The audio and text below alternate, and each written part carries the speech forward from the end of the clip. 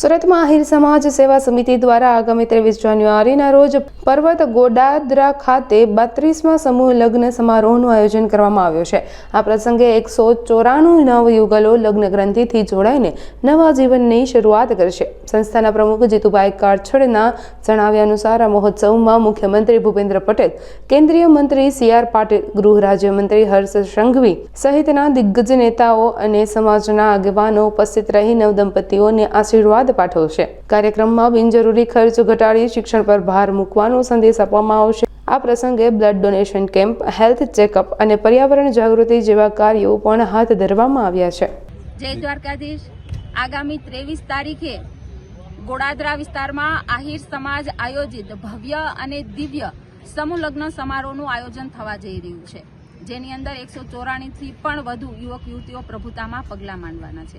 ત્યારે ગૌરવની વાત એ છે કે આ 32મો સમૂહ લગ્ન છે અને આ સમૂહ લગ્નના માધ્યમથી અમારો સમાજ એક મજબૂત અને સંગઠિત બન્યો છે અને વિશેષ જે યુવક યુવતીઓ છે, જે ભાઈઓ અને બહેનો છે, એને વિશેષ અભિનંદન એટલા માટે આપીશ કે એની સમજદારીના કારણે તેઓ આ સમૂહ લગ્નને પસંદ કરે છે। એમાંથી મોટાભાગના ડોક્ટર પણ છે, એન્જિનિયર પણ છે અને એક પહેલા નંબરનો મંડપ લંડનથી પણ યુવક યુવતીઓ અમારા સમાજના જોડાયા છે।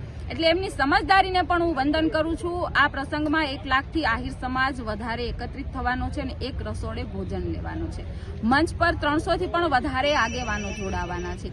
રાજકીય આગેવાનોમાં વાત કરું તો મુખ્યમંત્રીથી માંડીને આદરણીય CR પાટીલ સાહેબ પણ આ મંચ પર ઉપસ્થિત રહી નવયુગલોને આશીર્વાદ આપશે। ત્યારે આ સમાજની જો તાકાત બની છે તો સમૂહ લગ્નના માધ્યમથી બની છે, એનો ખૂબ મને ગર્વ છે। ત્યારે આ પ્રસંગે પ્રભુતામાં પગલાં માંડનાર યુવક યુવતીઓને પણ એના સુખી દાંપત્ય જીવનની શુભકામનાઓ પાઠવું છું। જય દ્વારકા। આમ તો લગ્ન જે છે એ વિશેષ ગણાય છે।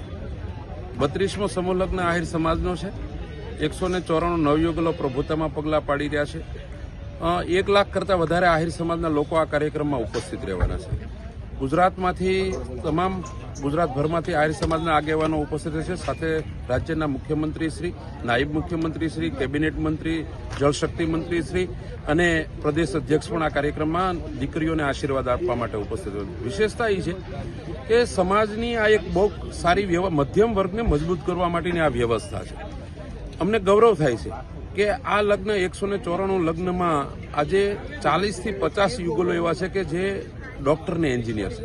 1 નંબરનો મંડપ તો એ છે કે જે લંડનની અંદર બંને દીકરો ને દીકરી જોબ કરે છે, પણ એને આ સમાજની વ્યવસ્થાને સ્વીકારી છે। આ યુવા પેઢી માટે ખૂબ મોટો સંદેશ છે કે આગામી દિવસોની અંદર સામાન્ય પરિવારનું આર્થિક ભારણ ઘટશે તો પરિવારો મજબૂત થશે, એના માટેનો એક પ્રયાસ છે।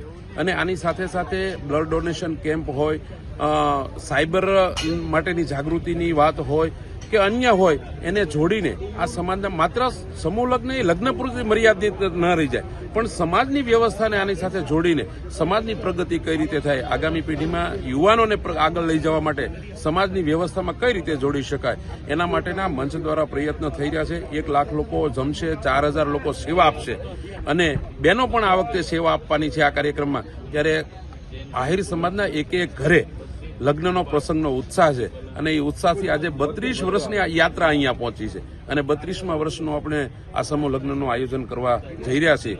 બસ દ્વારકાધીશને પ્રાર્થના કરીએ કે અમારા દીકરા દીકરીઓના લગ્ન નિર્વિઘ્ને પૂર્ણ થાય।